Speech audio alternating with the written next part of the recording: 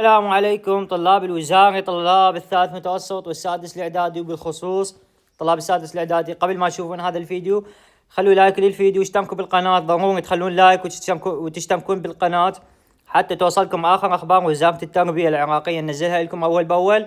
وضروري تخلون لايك وتشتركون بالقناة. اليوم عندنا الخبر يقول وزارة التربية تدرس موضوع تأجيل الامتحانات الوزارية.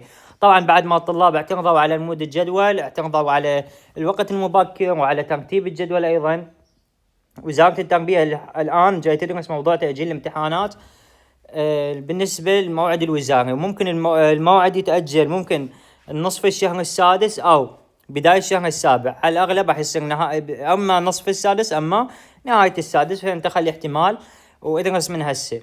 وطبعا لازم تشتركون بالقناة، تخلون لايك للفيديو، وراح نخلي لكم القناة مالتنا مال تليجرام بالوصف وبأول تعليق حتى توصلكم آخر أخبار وزارة التربية. لازم تشتركون بها.